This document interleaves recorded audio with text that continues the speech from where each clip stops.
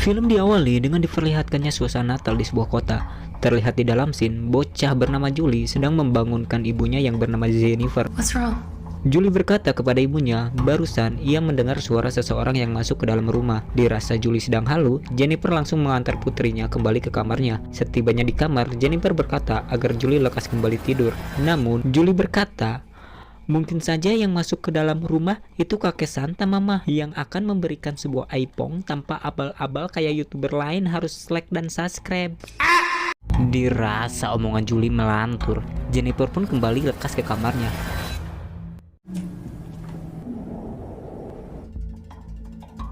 Dirasa ibunya sudah kembali ke kamar, Julie yang penasaran berniat mengecek apakah suara barusan adalah suara dari si kakek Santa yang dia tunggu-tunggu.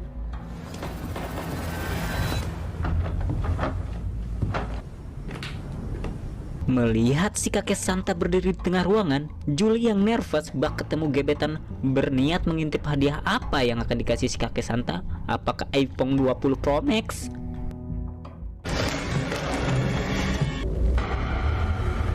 Dikarenakan tanpa embel-embel like dan subscribe, Abah Santa ini malah mengeluarkan sebuah kampak dan langsung pergi begitu saja.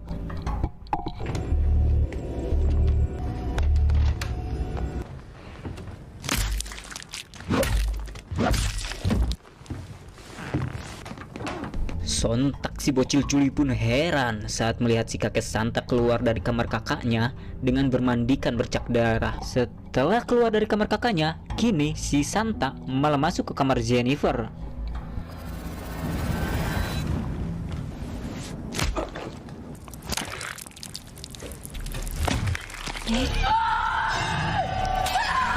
Oh my lord, ternyata seseorang yang dibicarakan oleh Julie bukanlah si kakek Santa, melainkan si badut kopet. Dan kini Jennifer yang melihat suaminya sudah jadi rujak bebek berniat kabur dari kebrutalan si kopet.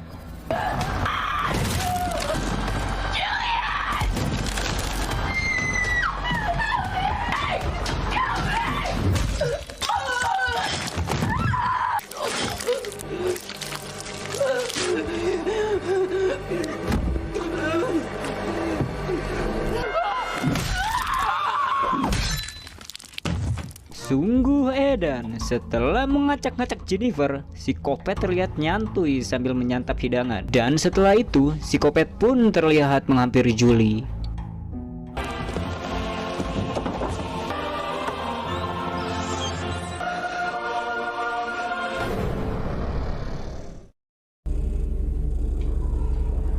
Kemudian, scene beralih ke insiden 5 tahun yang lalu, atau tepatnya setelah Shayna berhasil menghabisi si badut kopet di film kedua. Ini adalah film garapan ketiga ya guys. Kalau mau dialur lagi film garapan kedua, komen aja.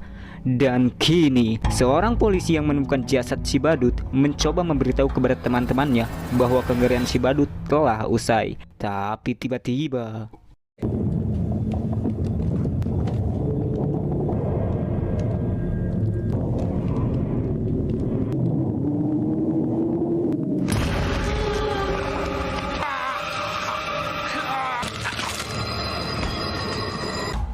sungguh mind-blowing, bagaikan memiliki ilmu gus-gus, si badut kopet pun mampu menghabisi Pak Pol meski tanpa kepala.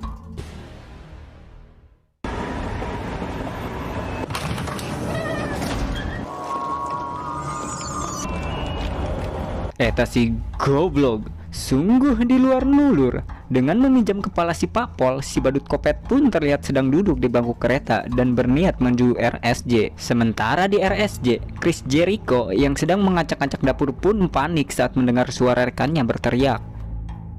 Dean, I need you to get down here now. So I'm taking a shit.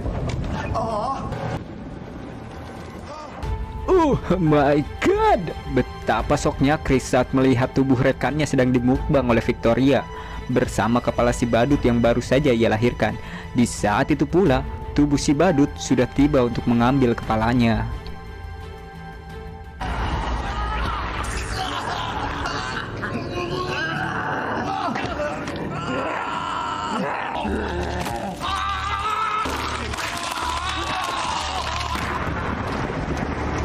Sungguh malang, Chris Jericho yang baru saja muncul di dalam film harus gugur kelilipan jari si badut. Singkat cerita, Di perjalanan, Victoria yang kini sudah beraliansi dengan si badut dan sedang OTW menuju markas squad mereka. Hingga di tengah perjalanan, si Cikung yang baru pulang cosplay pun terlihat kagum saat melihat kostum yang dipakai Victoria dan si badut kopet yang begitu realistis. Apakah si Cikung selamat? Guys, seriously, you killed it.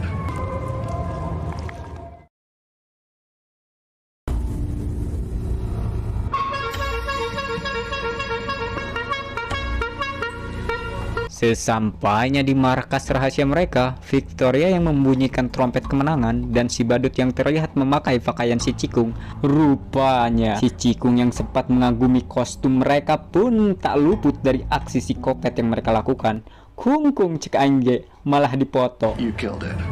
Dan sementara di kamar mandi, Victoria yang melihat penampilannya Mbak Wewe Gombel pun tampak menyesalinya.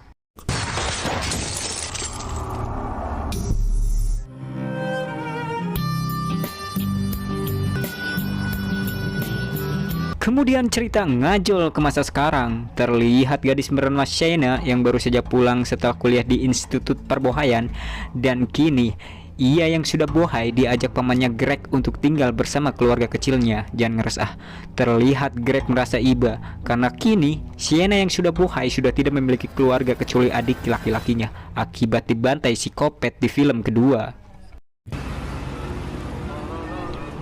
Sesampainya di kediaman Greg, kedatangan Shayna pun disambut hangat oleh sepupunya yang bernama Gabby. Hingga di tengah hangatnya suasana, Shayna pun langsung memeluk bibinya yang bernama Jess.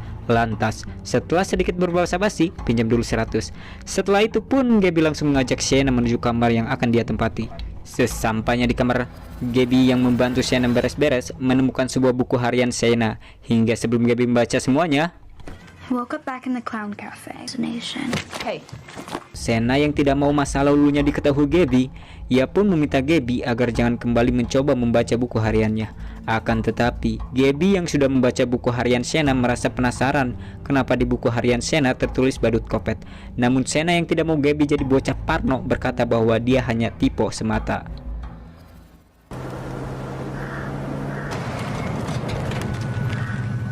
Kemudian scene pun beralih kepada kedua petugas Asep dan Umar, di mana mereka sedang melakukan sebuah survei di sebuah bangunan yang telah lama terbengkalai. Di tengah suasana, si botak Umar berniat mengerjai Asep dan bercerita bahwa dulu menurut tetangga di sini yang suka gibah, bangunan ini pernah dijadikan sarang kopet.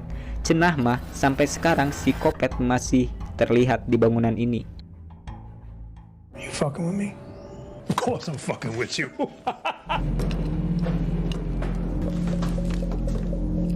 This place fucking smells.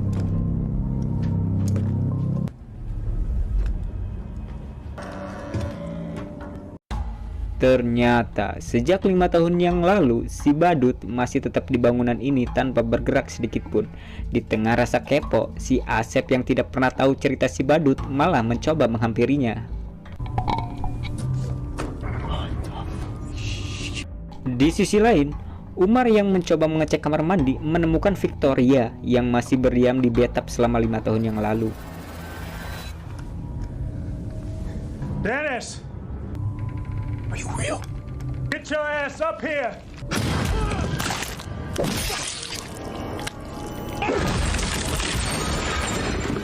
Sungguh sial, niat mencari rezeki malah diamuk psikopat.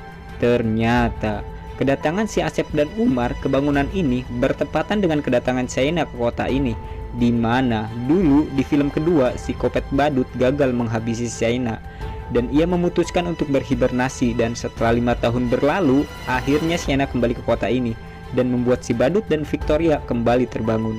Hingga sesudah menghabisi si Umar, Victoria yang sudah tidak jelas bentukannya bergegas pergi menghampiri si badut. Di saat itu pula, ketika Asep sedang dilatih yoga oleh si badut kopet, Victoria yang melihat itu seakan merasa hasrat Miss Grey ketika menyaksikan penyiksaan yang diberikan oleh si kopet.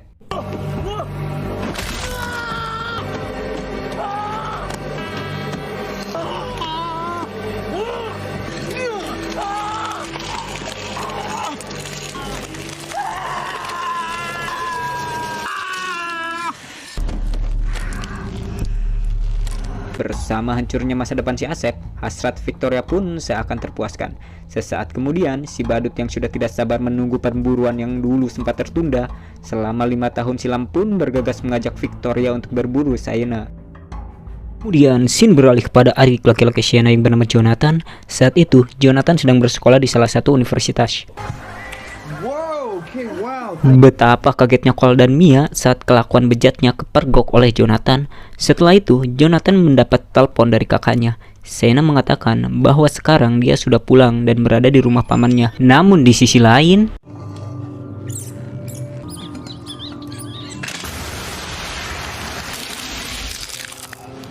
terlihat si badut Kopet sedang merancang sebuah senjata dari cairan nitrogen.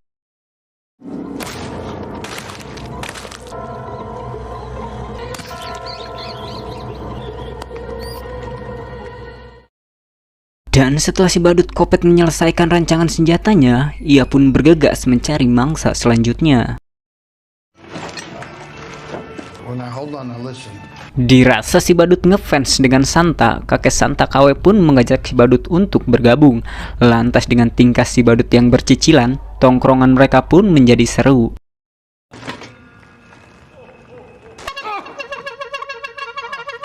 Jackson. Betapa kesalnya mereka saat si badut mulai bertingkah aneh. Lantas mereka pun menyuruh si badut untuk pergi saja. Tapi tiba-tiba,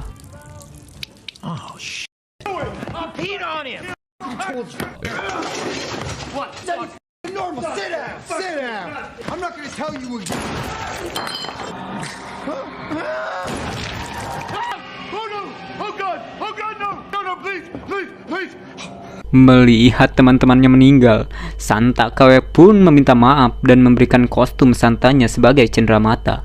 Tapi yang terjadi,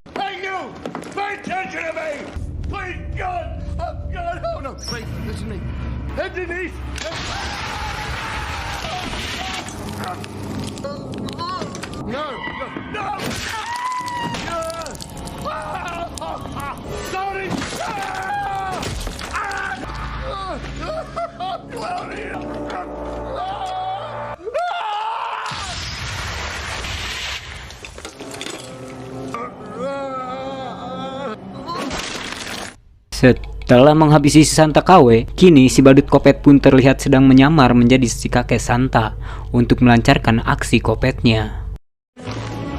Melihat hadiah yang dikeluarkan si badut, para bocil pun langsung menyerbu si badut.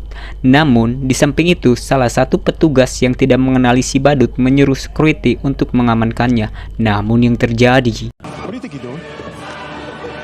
I said, let's go. Go. Don't come back. Corey? You know what I got. Corey!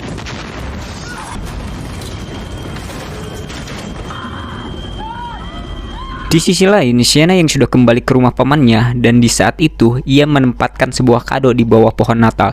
Namun di saat itu pula keponakan Sienna memergokinya dan bertanya apakah kado itu iPhone yang dia nanti-nantikan.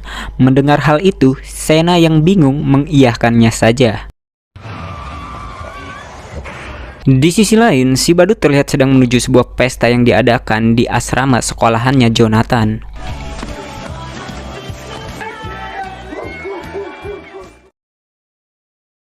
Dan di dalam asrama, Mia yang berusaha meminta bantuan kepada Carl agar membantunya mengungkap sosok di balik si badut Kopet dan apa tujuan si badut Kopet di balik kebrutalan yang ia lakukan. Dan setelah ngabangus panjang lebar, Mia juga menawarkan kepada Carl celengannya. Jika ia setuju, maka Carl bebas menghajal celengannya sampai celengannya bisa jadi godok. Namun tanpa mereka sadari, si badut Kopet sudah mulai mengintai mereka.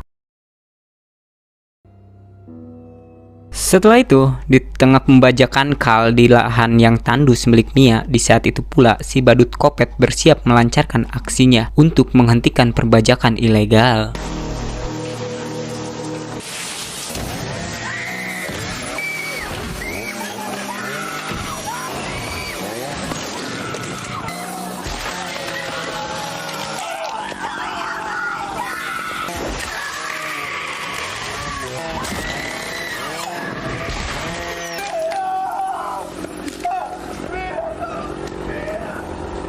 Sungguh gelo. Aksi pencegahan yang si badut lakukan menyebabkan lahan tandus milik Mia menjadi tak berfungsi kembali. Padahal lahan itu satu-satunya milik Mia yang ia selalu jajahkan. Di saat itu pula, Carl si pembajak ilegal mencoba untuk kabur dari genjatan si badut.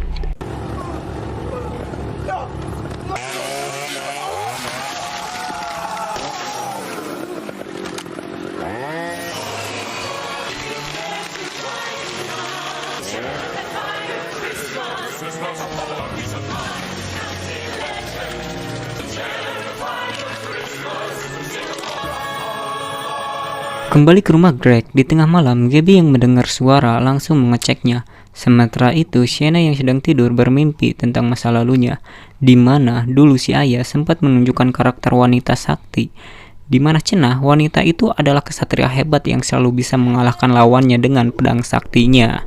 Setelah bercerita panjang lebar, si ayah meminta Sienna agar selalu kuat di setiap keadaan.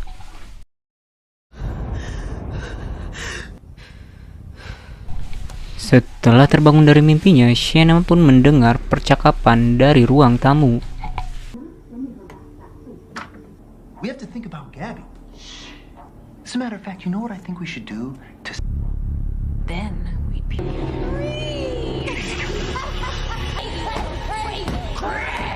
Betapa terkejutnya Sienna ketika melihat Victoria dan si badut sudah sampai ke kediamannya dan membuat jasad pamannya Greg menjadi hiasan Natal.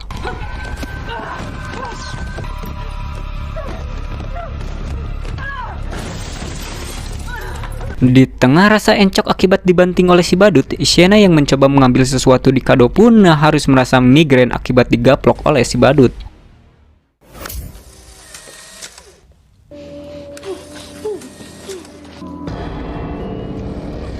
Beberapa saat kemudian, Sienna yang terbangun dari migrain ekstrim melihat bibinya yang sedang terikat di sebuah bangku. Sementara itu, si badut terlihat sibuk melilitkan jeruan pamannya Greg di pohon Natal. Di tengah rasa tepara rugu, bibinya Jess menanyakan keberadaan putrinya. Mendengar itu, Victoria menunjukkan hadiah tambahan, hitung-hitung bonus buat kalian. Betapa soknya mereka saat melihat hadiah yang dibawakan Victoria adalah babatok hulu manusia. Setelah itu, melihat ajalnya di depan mata, Jess meminta Sienna agar membalaskan kematian semuanya.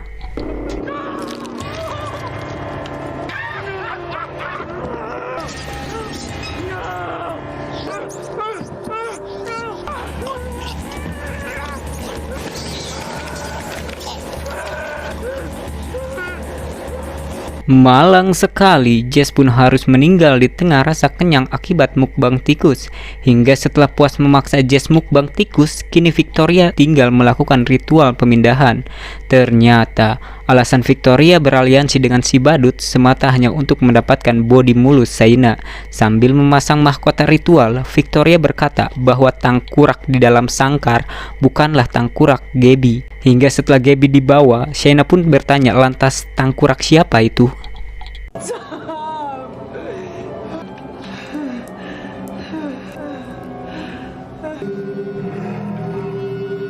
Betapa soknya Sienna saat dia tahu bahwa tengkorak manusia tersebut adalah adik laki-lakinya Jonathan. Dirasa Sienna benar-benar sudah kena mental, Victoria langsung melakukan ritual pemindahan.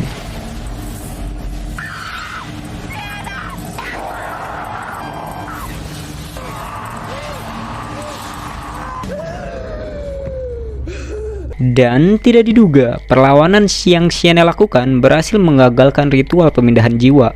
Kesal dengan itu, Victoria menyuruh si badut agar menghabisi Gabby.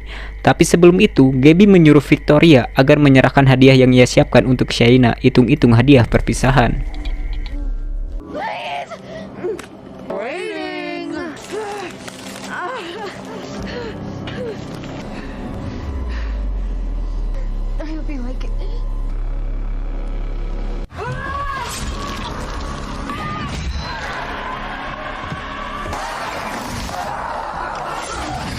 Dengan sebuah pedang sakti, situasi yang tadinya milik si badut dan Victoria kini beralih kepada Sienna dan sepupunya Gabby.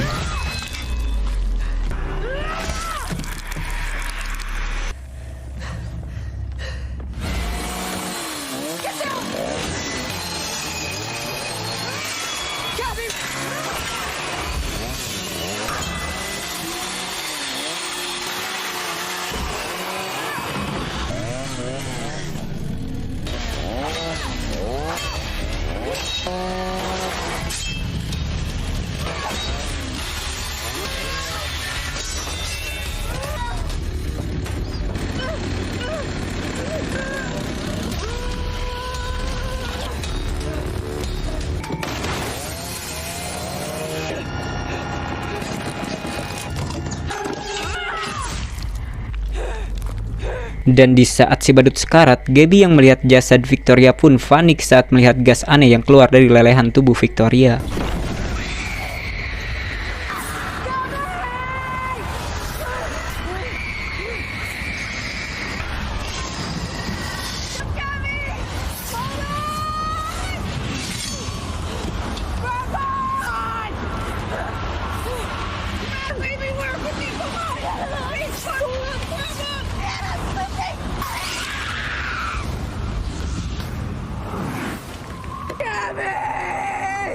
Dan setelah Gabby terjatuh ke dalam lubang yang tidak tahu ujungnya, di tengah rasa frustasi karena gagal menyelamatkan Gabby, Shayna pun lemas saat si badut kopet berhasil kabur.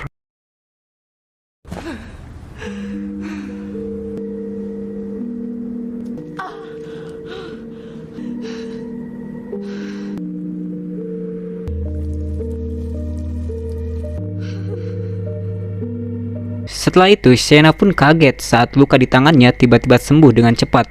Ternyata Shayna diincar karena merupakan manusia spesial. Di sisi lain, si badut yang lelah berniat pulang dan menghentikan dulu aksi kopetnya.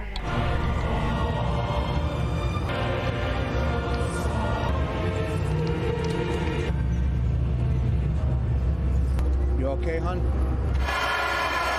Lalu, film pun sudah berakhir. Gimana? Cukup mengerikan bukan? Jadi segini aja review dari pembahasan film Tree Fair 3. See you next video. Bye bye.